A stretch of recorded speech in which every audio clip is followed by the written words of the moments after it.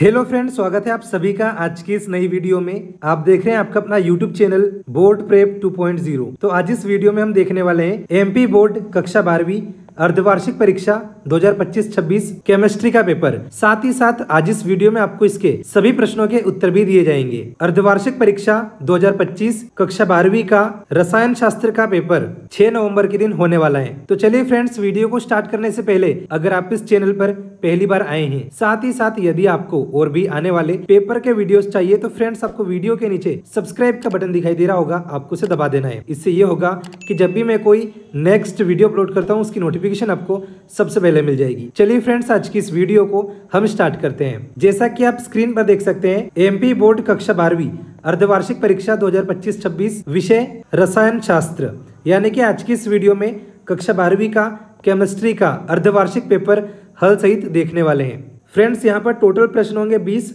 समय दिया जाएगा 3 घंटे और टोटल अंक होंगे 70। इसके बाद में निर्देश आप देख सकते हैं, निर्देश है सभी प्रश्न हल करना अनिवार्य है। प्रश्न क्रमांक 1 से 5 तक वस्तुनिष्ठ प्रश्न है जिनके लिए 28 अंक निर्धारित है। प्रश्न क्रमांक 6 से 20 तक प्रत्येक प्रश्न में आंतरिक विकल्प दिए जाएंगे। प्रश्न क्रमांक 6 से 12 तक प्रत्येक प्रश्न 2 अंक का है। उत्तर लिखने की शब्द सीमा अधिकतम 30 शब्द है। इसके बाद प्रश्न क्रमांक 13 से लेकर 16 तक प्रत्येक प्रश्न 3 अंक का है। उत्तर लिखने की शब्द सीमा अधिकतम 75 शब्द है। प्रश्न क्रमांक 17 से लेकर 20 तक प्रत्येक प्रश्न 4 अंक का है। उत्तर लिखने की शब्द सीमा अधिकतम 120 शब्द है। इसके बाद में यहाँ पर आप इंस्ट्रक्शंस पढ़ सकते हैं इंग्लिश मीडियम वाले। चलिए इसके बाद देखते हैं प्रश्न पत्र को। दोस्तों, यहाँ पर पहला प्रश्न है, सही विकल्प चुनिए। इसमें पहला प्रश्न दिया है, शुद्ध जल की मोलरता है। ऑप्शन है 18, 50, 55.6 या 100। उत्तर आएगा 55.6। दूसरा प्रश्न है, अभिक्रिया की आणविकता का मान नहीं हो सकता। ऑप्शन है 3, 2, 0 या 1। उत्तर आएगा 0। तीसरा प्रश्न है, संक्रमण तत्वों में अंतिम इलेक्ट्रॉन प्रवेश करता है। ऑप्शन है N-2F, N-2D, N-1S या N-1D। उत्तर आएगा N-1D। इसके बाद चौथा प्रश्न है, किसका द्विध्रुव आघूर्ण अधिक होता है। ऑप्शन है CH-Cl3, CH2-Cl2, CCl4 या CH4। उत्तर आएगा CH2-Cl2। इसके बाद में पांचवा प्रश्न है, पीतल है। ऑप्शन है ठोस विलयन, द्रव विलयन, गैस विलयन या ये सभी। उत्तर आएगा ठोस विलयन। इसके बाद में छठवां प्रश्न है, प्रति 10 डिग्री सेल्सियस ताप वृद्धि से अभिक्रिया दर हो जाती है 2 गुनी कम, 2 गुनी अधिक, 4 गुनी कम या 4 गुनी अधिक। उत्तर आएगा 2 गुनी अधिक। इसके बाद में यहाँ पर आप देख सकते हैं इंग्लिश मीडियम वाले विद्यार्थी, चूज द करेक्ट ऑप्शन। तो पहला वाला जो प्रश्न है इसका उत्तर आ जाएगा 55.6। दूसरे वाले प्रश्न का उत्तर आ जाएगा 0। तीसरे वाले प्रश्न का उत्तर आ जाएगा N-1D। इसके बाद चौथे वाले प्रश्न का उत्तर आ जाएगा CH2-Cl2। पांचवें वाले प्रश्न का उत्तर आ जाएगा सॉलिड सॉल्यूशन और छठवें वाले प्रश्न का उत्तर आ जाएगा डबल्ड। इसके बाद में दोस्तों प्रश्न क्रमांक 2 है, रिक्त स्थानों की पूर्ति कीजिए। तो यहाँ पर पहला प्रश्न है, कीटोन अपचयित होकर रिक्त स्थान एल्कोहल बनाते हैं। दोस्तों इसका उत्तर आएगा द्वितीयक। इसके बाद दूसरा प्रश्न है, CH3COOH NH3 से क्रिया कर रिक्त स्थान बनाता है। दोस्तों इसका उत्तर आ जाएगा CH3CONH2। इसके बाद तीसरा प्रश्न है, मोललता का मात्रक रिक्त स्थान होता है। इसका उत्तर आएगा मोल प्रति किलोग्राम। चौथा प्रश्न है, एथिल एमीन अमोनिया से रिक्त स्थान क्षारीय है। इसका उत्तर आएगा अधिक। इसके बाद पांचवा प्रश्न है, प्रतिरोध का व्युत्क्रम रिक्त स्थान कहलाता है। इसका उत्तर आएगा चालकता। इसके बाद छठवां प्रश्न है, विशिष्ट चालकता की इकाई रिक्त स्थान है। इसका उत्तर आएगा ओम इनवर्स पर सेंटीमीटर। तो यहाँ पर इंग्लिश मीडियम वाले छात्र भी यहाँ से रिक्त स्थान नोट कर सकते हैं। इसके बाद में प्रश्न क्रमांक 3 है, सत्य असत्य पहचानिए। यहाँ पर आपको 6 सत्य असत्य दिए जाएंगे। तो पहला प्रश्न है, F ब्लॉक के तत्व अंतः संक्रमण तत्व कहलाते हैं। ये हो जाएगा सत्य। दूसरा है, कार्बन टेट्राक्लोराइड जल में अविलेय है। ये भी हो जाएगा सत्य। तीसरा है, फिनॉल संक्षारक है। ये भी होगा सत्य। इसके बाद चौथा है, हॉफमैन ब्रोमाइड विधि से प्राथमिक एमीन बनते हैं। ये भी हो जाएगा सत्य। पांचवा है, एंजाइम प्रोटीन होते हैं। ये भी होगा सत्य। इसके बाद अगला है, फॉर्मेल्डिहाइड के अपचयन से फॉर्मिक अम्ल बनता है। ये होगा असत्य। तो यहाँ पर जितने भी हैं ये सभी सत्य है, बस लास्ट वाला इसमें असत्य है। इंग्लिश मीडियम वाले विद्यार्थियों के लिए भी आप देख सकते हैं ट्रू एंड फॉल्स यहाँ पर दिए गए हैं। इसके बाद में यहाँ पर आप देख सकते हैं सही जोड़ियां बनाइए वाला प्रश्न है, प्रश्न क्रमांक 4। तो यहाँ पर सूची अ और सूची ब दी गई है। तो पहले सूची अ देखते हैं, जहां पर दिया है हिंसबर्ग अभिकर्मक, कुचालक, नारंगी ध्रुम, ईडीटीए और अति ज्वलनशील। यहाँ पर सूची ब में दिया है लिगंड, ईथर, विद्युत प्रवाहित नहीं करता, CrO2 Cl2, C6H5SO2 Cl।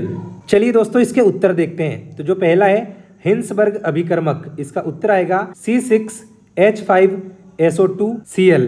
इसके बाद में दूसरा प्रश्न है कुचालक, इसका उत्तर आएगा विद्युत प्रवाहित नहीं करता। तीसरा है नारंगी ध्रुम, इसका उत्तर आ जाएगा CrO2 Cl2।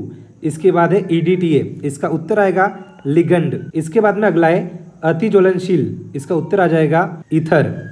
इसके बाद में चलिए जो इंग्लिश मीडियम वाले विद्यार्थी है वो यहाँ से match the correct pair note कर सकते हैं। इसके बाद में दोस्तों प्रश्न क्रमांक 5 है, एक वाक्य में उत्तर दीजिए। तो यहाँ पर जो पहला वाला प्रश्न है संक्रमण धातुओं के लवण सामान्यतः रंगीन क्यों होते हैं, इसका उत्तर आएगा अयुग्मित इलेक्ट्रॉनों के कारण। इसके बाद में फ्रेंड्स दूसरा प्रश्न है बेंजीन डाईएजोनियम क्लोराइड का सूत्र लिखिए। इसका जो उत्तर है ये हो जाएगा C6H5N2Cl। इसके बाद तीसरा प्रश्न है लेंथेनाइडो व एक्टिनाइडो में से किसमें संकुचन अधिक होगा, इसका जो उत्तर है ये हो जाएगा एक्टिनाइडो में। चौथा प्रश्न है Cl का EMF किसके द्वारा मापते हैं, इसका उत्तर आएगा विभव मापी के द्वारा। इसके बाद में अगला प्रश्न है EDTA किस प्रकार का संलग्न है, इसका उत्तर आएगा हेक्सादंतूर। इसके साथ ही जो इंग्लिश मीडियम वाले छात्र हैं वो यहाँ से क्वेश्चंस नोट कर सकते हैं। इसके बाद में हम देखेंगे प्रश्न क्रमांक 6 से लेकर प्रश्न क्रमांक 20। तो यहाँ पर प्रश्न क्रमांक 6 संक्षारण से क्या अभिप्राय है, अथवा में दिया गया है फेराडे के विद्युत अपघटन का पहला नियम लिखिए। साथ ही साथ जो इंग्लिश मीडियम वाले विद्यार्थी है वो भी अपने क्वेश्चन यहाँ से नोट कर सकते हैं। सातवां प्रश्न है जटिल अभिक्रियाएं क्या है, इसके अथवा में जो प्रश्न है ये है प्राथमिक अभिक्रियाएं क्या है लिखिए। इसके बाद प्रश्न क्रमांक 8 है शुद्ध जल की मोललता ज्ञात कीजिए। H2O दिया है 18। इसके बाद है अर्धपारगम्य झिल्ली क्या है, what is a semi permeable membrane. इसके बाद में क्वेश्चन नंबर 9 है बेंजोइक अम्ल के 2 उपयोग लिखिए। Right 2 uses of benzoic acid. अथवा में जो प्रश्न है वो है ऐसे 2 अभिकर्मकों के नाम लिखिए जो एल्डिहाइड से क्रिया करते हो लेकिन कीटोन से नहीं। Right the names of 2 reagents which reacts with aldehydes but not with ketones. इसके बाद में दोस्तों प्रश्न क्रमांक 10 है प्राथमिक, द्वितीयक एवं तृतीयक एमीन में कौन अधिक क्षारीय होगा और क्यों। इसके बाद में जो अथवा वाला प्रश्न है वो है एनिलीन की निम्न से क्रिया के समीकरण लिखिए। ब्रोमीन जल और कार्बन डाइसल्फाइड। इसके बाद में दोस्तों प्रश्न क्रमांक 11 दिया है एंजाइम के कार्य लिखिए। Right functions of enzyme. अथवा वाला प्रश्न है कार्बोहाइड्रेट क्या है, व्हाट इज कार्बोहाइड्रेट्स। प्रश्न 12 है विटामिन ए व सी हमारे लिए क्यों महत्वपूर्ण है, इनके स्रोत लिखिए। Why are vitamin A and C important for us, write their sources.